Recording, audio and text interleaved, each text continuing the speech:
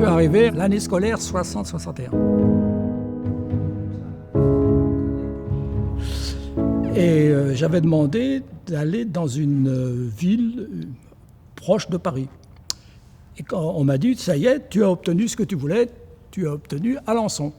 Et là, Alençon, ça ne me disait pas grand-chose. En arrivant à Alençon, je fumais encore. Je suis donc allé acheter des cigarettes au Petit Nègre et j'ai demandé où était le lycée.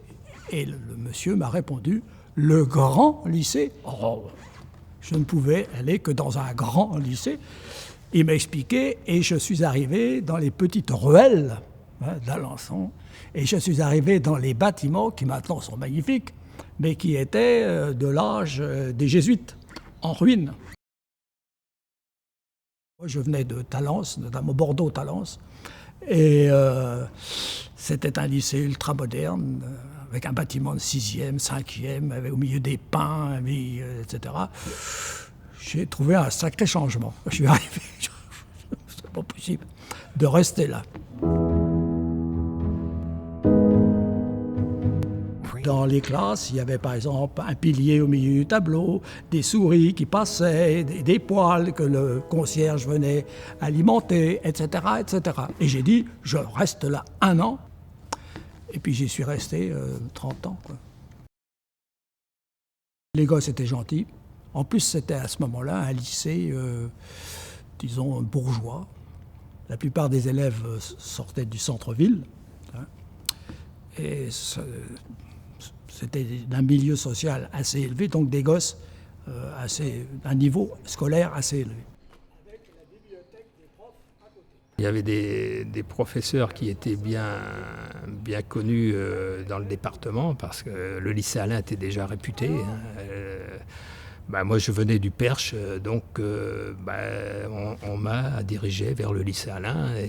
Et je me souviens d'un prof qui m'a marqué, c'est Monsieur Roth, prof d'allemand, qui nous faisait travailler dur, mais qui obtenait de bons résultats.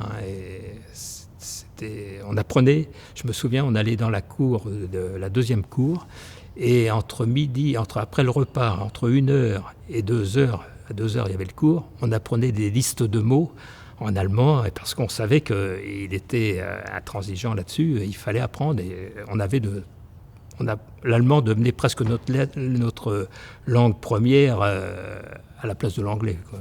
Alors qu'on était en deuxième langue d'allemand.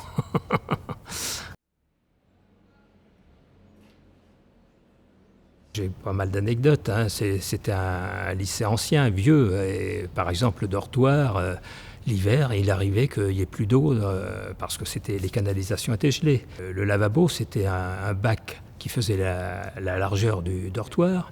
Et puis en fait, c'était des robinets qui se trouvaient tous les 60 cm. Et puis on était 15 alignés là, avec la pente. Et l'eau passait, celui qui se lavait à la tête du bac, et l'eau passait jusqu'au dernier qui se trouvait 10 mètres plus loin, quoi. C'était incroyable, hein. Et puis, il n'y avait pas de douche. Les douches se trouvaient dans un espace qui a été créé après, dans la deuxième cour du lycée. On avait 2 fois par semaine droit à la douche, mais au départ, il n'y avait rien. Mais ça ne me posait pas de problème. J'avais fait de l'internat depuis la 6e. Donc, j'étais habitué à l'internat. Pour le goûter, c'était quelque chose qui apparemment n'existe plus. À 16h30, on filait le long du réfectoire, on faisait la queue pour avoir notre tablette de chocolat, notre petit pain, et voilà, c'était des pâtes de fruits, je ne sais plus quoi. C'était marrant, mais on attendait, on avait envie d'avoir notre goûter. Par exemple, il y avait la salle Desmeules qui rappelait la guerre, puisque ça a été un enseignant, Daniel Desmeules, de 37 à 39, je crois me souvenir, et ce qui m'a été rapporté. Et en fait, il a été résistant pendant la guerre, déporté, et puis ensuite, malheureusement, à la fin de la guerre, il a été libéré, mais trop affaibli. Il est décédé en mai 45, je crois.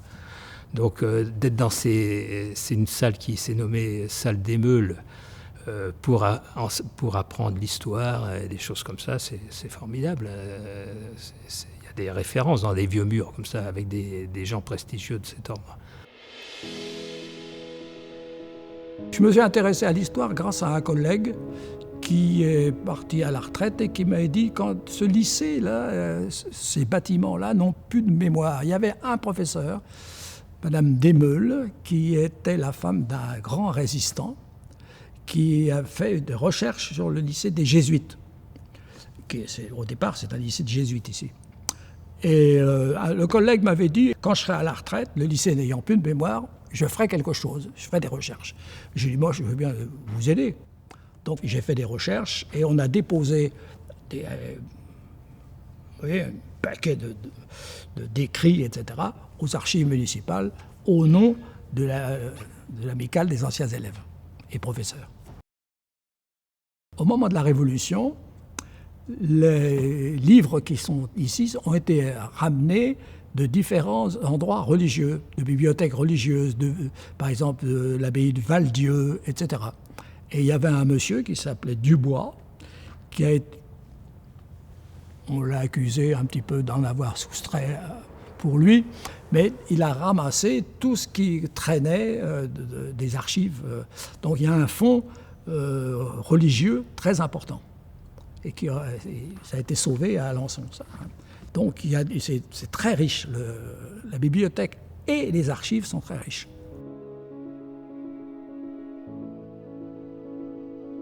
Il faut d'abord que les gens prennent conscience de la valeur des choses, que la ville d'Alençon a un passé. Les murs, pour moi, évidemment, je les ai vécus, mais c'est quelque chose. Le patrimoine d'une ville, c'est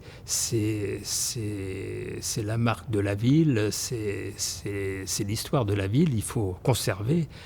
C'est à travers le patrimoine qu'on trouve nos ressources pour se projeter dans l'avenir. Les gens ont des attaches. Il y a un vécu. Mais surtout, il y a aussi l'histoire de la sauvegarde.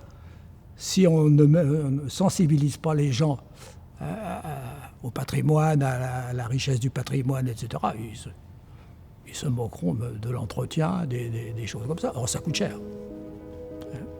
Donc, je crois que c'est très utile.